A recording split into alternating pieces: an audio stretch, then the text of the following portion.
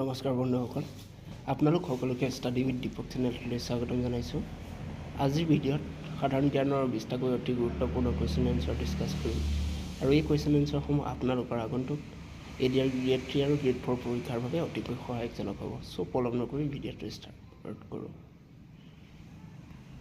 Question number 1, Inqilab জিন্দাবাদ slogan কোনে দিছিল? উত্তৰ ভগত সিং। ইনকলাব জিন্দাবাদ শ্লোগান ভগত সিঙে দিছিল।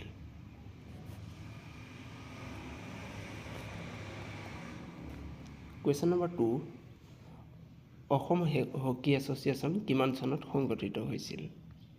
উত্তৰ 1955 চনত। অসম হকী এছ'চিয়েশ্যন 1955 চনত সংগঠিত হৈছিল।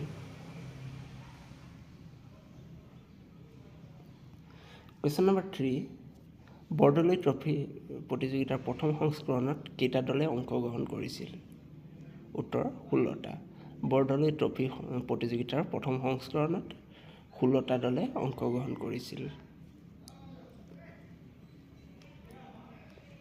কুৱেশ্যন নম্বৰ 4, অসমৰ ক'ত বৰশী বোৱাৰ এখন বাৰ্ষিক প্ৰতিযোগিতা অনুষ্ঠিত হয়? উত্তৰ জীয়াভৰলীত। জীয়াভৰলীত বৰশী বোৱাৰ এখন বাৰ্ষিক প্ৰতিযোগিতা অনুষ্ঠিত হয়।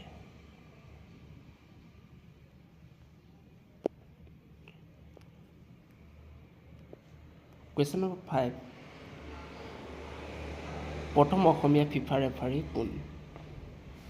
প্ৰথম অসমীয়া ফিফা ৰেফাৰী হৈছে বাবুল বাৰ্মিজ। কুৱেশ্যন নম্বৰ 6, গুৱাহাটীত প্ৰথম এদিনীয়া আন্তঃৰাষ্ট্ৰীয় ক্ৰিকেট খেলখন কাৰ কাৰ মাজত অনুষ্ঠিত হৈছিল? উত্তৰ ৱেষ্ট ইণ্ডিজ আৰু ভাৰতৰ মাজত। গুৱাহাটীত প্ৰথম এদিনীয়া আন্তৰ্জাতিক ক্ৰিকেট খেলখন ৱেষ্ট ইণ্ডিজ আৰু ভাৰতৰ মাজত হৈছিল। কুৱেশ্যন নম্বৰ 7, লোকপ্ৰিয় বৰদলৈ ট্ৰফী ফুটবল প্ৰতিযোগিতা অসমত কেতিয়া আৰম্ভ হৈছিল? উত্তৰ 1952 চনত। লোকপ্ৰিয় বৰদলৈ ট্ৰফী ফুটবল প্ৰতিযোগিতা অসমত 1952 চনৰ পৰা অনুষ্ঠিত হৈছিল।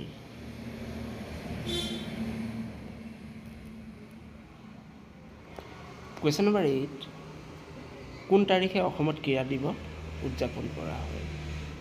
উত্তৰ 17 অক্টোবৰ।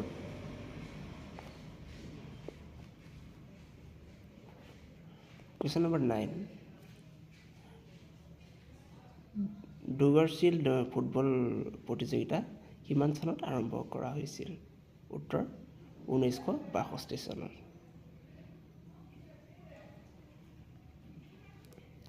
কুৱেশ্যন নম্বৰ 10, অসমৰ স্বাধীনতা কাপ ফুটবল প্ৰতিযোগিতা কিমান চনত আৰম্ভ হৈছিল?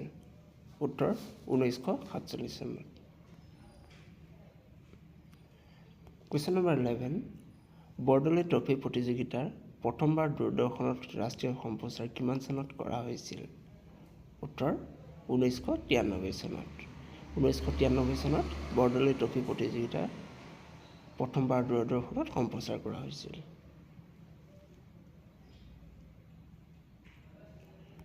কুৱেশ্যন নম্বৰ 12, কোন চনত গুৱাহাটীত সৰ্বপ্ৰথম এদিনীয়া আন্তৰ্জাতিক ক্ৰিকেট প্ৰতিযোগিতাৰ খেল অনুষ্ঠিত হৈছিল? উত্তৰ 1983 চনত।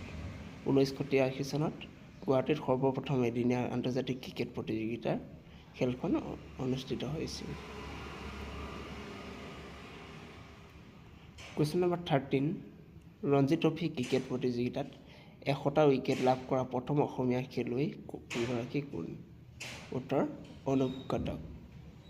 ৰঞ্জী ট্ৰফী ক্ৰিকেট প্ৰতিযোগিতাত 100টা উইকেট লাভ কৰা প্ৰথম অসমীয়া খেলুৱৈ হৈছে অনুপ ঘটক।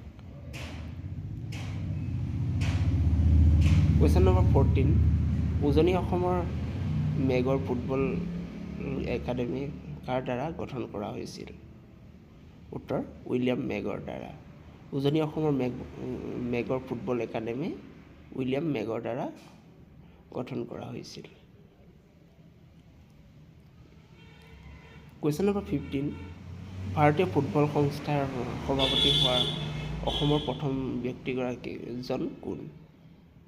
ভাৰতীয় ফুটবল সংস্থাৰ সভাপতি হোৱা প্ৰথম অসমীয়া খেলুৱৈগৰাকীৰ নাম নুৰুল আমিন। কুৱেশ্যন নম্বৰ 16, অসমৰ ক্ৰীড়া জগতৰ পিতৃস্বৰূপ কোন? উত্তৰ R.G. Barua.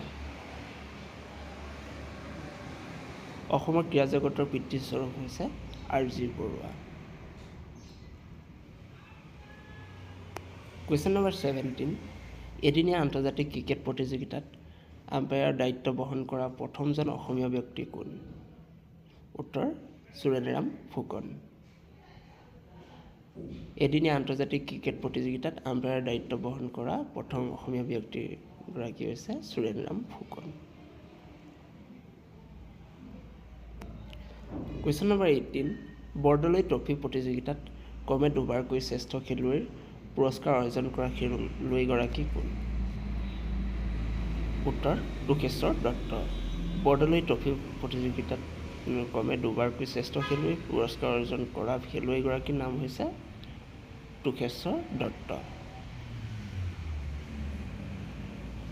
Question number 19, Arjun বঁটা লাভ কৰা অসমীয়া খেলুৱৈ দুজন কোন?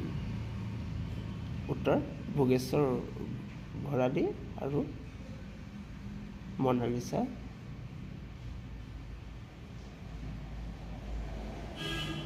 ইয়াত ভোগেশ্বৰ ভৰালী নহয়, ভোগেশ্বৰ বৰুৱা আৰু Monalisa. Question number 20, Ranji trophy cricket প্ৰতিযোগিতাত অংশগ্ৰহণ কৰা অসমৰ কনিষ্ঠতম খেলুৱৈগৰাকী কোন? উত্তৰ মাধুৰ্য প্ৰসাদ বৰুৱা। আজিৰ ভিডিঅ'টো ইমানেই। যদি ভিডিঅ'টো ভাল লাগে তেনেহ'লে ভিডিঅ'টো লাইক কৰি দিব আৰু চেনেলটো ছাবস্ক্ৰাইব কৰি দিব। ধন্যবাদ।